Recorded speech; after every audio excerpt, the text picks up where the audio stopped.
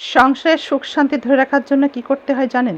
স্বামীর সব কথাতে, সব সিদ্ধান্তে হ্যাঁতে হ্যাঁ বলতে হয়, নাতেও হ্যাঁ বলতে হয়। স্বামী যখন রেগে কথা বলে তখন চুপ থাকতে হয় এবং তার কথার সহমত পোষণে শুধু মাথা নাড়াতে হয়। স্ত্রী এভাবে চললে স্বামীর রাগ ততক্ষণে কমে যায়। মেয়েদের মন কখনোই ছেলেদের মতো হওয়া সম্ভব না। আসলেই ছেলেদের মন অনেক বড়, অনেক বড়। এ ব্যাপারে আপনাদের কি মতামত? কমেন্টে জানিয়ে যাবেন প্লিজ। বর্তমান সময়ে আমরা কাকে মনে রাখি জানেন? যে ব্যক্তি ৯৯টা উপকার ভুলে গিয়ে একটা দোষ মনে রেখে সম্পর্ক নষ্ট করে। কিছুই হারিয়ে যায়নি, আল্লাহ সরিয়ে নিয়েছেন, কারণ এটা আপনার জন্যে উত্তম কিছু ছিল না। এর চেয়েও আপনার উত্তম কিছু প্রাপ্য। তাই হতাশ হবেন না। আপনার বিপদ যত বড়, আল্লাহর দয়া তার থেকেও বড়।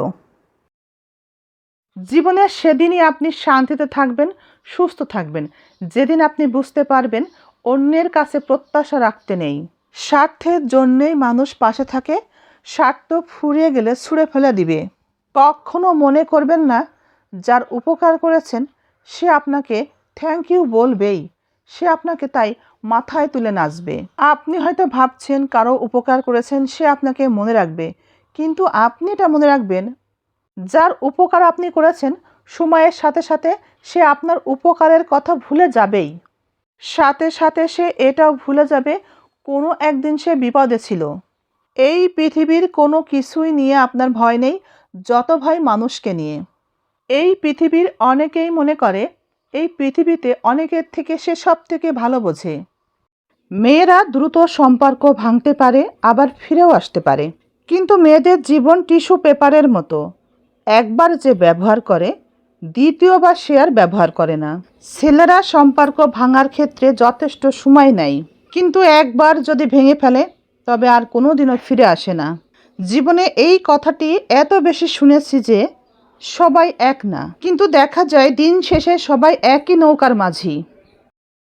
তুমি হয়তো ভালোবাসার মানুষ অনেক পাবে, কিন্তু আমার মতো কাউকে পাবে না।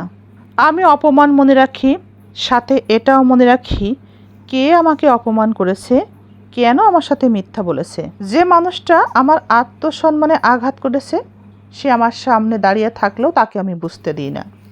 তার সামনে আমি হাসি মুখেই কথা বলি, তাতে আমার তেমন কোনো অসুবিধা হয় না।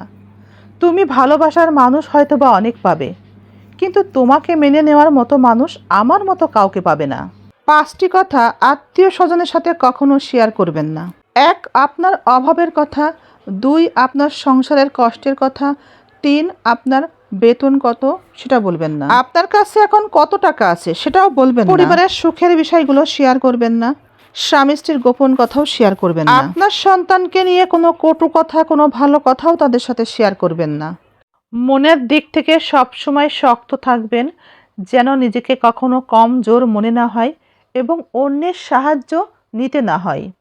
আপনি সাগরকে অসম্ভব ভালোবাসেন তার অর্থ এই নয় যে আপনি সাগরে ডুব দিতে ভালোবাসেন। আপনি একজন মানুষকে অসম্ভব ভালোবাসেন, তাকে নিয়ে আপনি ভবিষ্যৎ কল্পনাও করেন। এই ভবিষ্যৎ কল্পনা করতে গিয়ে তার অন্যায়, তার অবহেলা, তার অসম্মান সব কিছুই সহ্য করছেন। কিন্তু এমন কেন হবে? যদি কেউ সত্যিই ভালোবাসে সে সম্মান করবে। জীবনে সব থেকে তারাই বেশি থাকে যারা সরল মনে কাউকে ভালোবাসে। জীবনে তারাই বেশি সব থেকে কষ্ট পায় যারা কাউকে সরল মনে ভালোবাসে।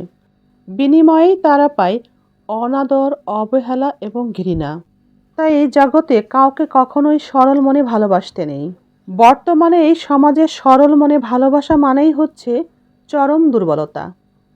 যে স্থানে থাকলে চরিত্রের সামান্যতম হলেও আঁচড় লাগতে পারে, দ্রুত সেই স্থান ত্যাগ করা উচিত। কেননা সম্মান অর্জন করা অনেক কঠিন, কিন্তু সম্মান নষ্টের জন্যে ছোট্ট একটা মুহূর্তই যথেষ্ট।